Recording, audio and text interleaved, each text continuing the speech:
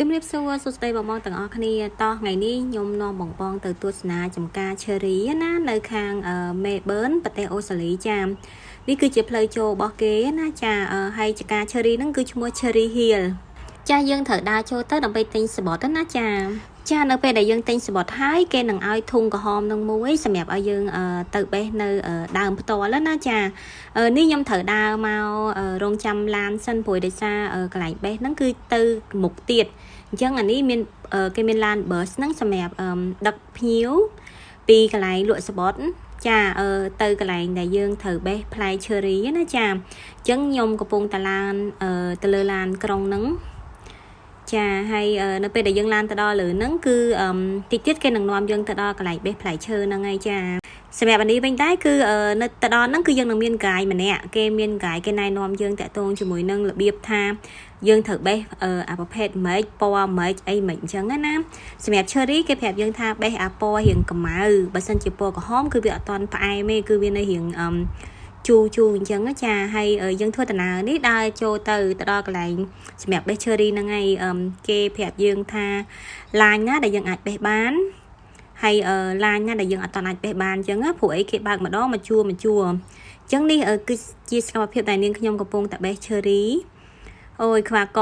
ដោយសារអត់ដែរឃើញដើម cherry ទេហើយលើកទី1ឯងដែលបានបងស្រីបងប្រុសនិងប្អូនស្រីបងប្រុសហ្នឹងគាត់នាំទៅអញ្ចឹងគឺទៅដល់នឹងហើយចាំកាបេះយោហើយបេះបារាញ៉ាំត្រាបេះបារាញ៉ាំត្រាព្រោះដោយសារclean ហើយចង់ភ្លក់រសជាតិផ្លែ cherry នៅដើមផ្ទាល់អញ្ចឹងណាសម្រាប់តម្លៃចូលហ្នឹងគឺយើងចូលម្នាក់$27អូស្ត្រាលីហើយយើងអាចញ៉ាំមួយឆ្អែតតាមតែយើងអាចញ៉ាំបានណាបើយើងបកកាយញ៉ាំគឺយើងញ៉ាំតតែឆ្អែតអញ្ចឹងណាហើយយើងបេះដាក់អាកតោក្រហមរបស់យើងហ្នឹងបើសិនជាយើងចង់យកមកផ្ទះវិញគេគិត1គីឡូគឺ$18អូស្ត្រាលីចាអញ្ចឹងតាមចិត្តយើងបើសិនជាយើងចង់តែញ៉ាំនៅដើមហ្នឹងហើយយើងអត់ចង់ទិញយកមកទេក៏បានដែរតែបើសិនជាដូចខាងផ្លែល្អអញ្ចឹងដូចខ្ញុំអញ្ចឹងខ្ញុំទ្រាំបានទេញ៉ាំផងបេះផងហើយទិញយកមកផងអីអញ្ចឹងព្រោះដោយសារ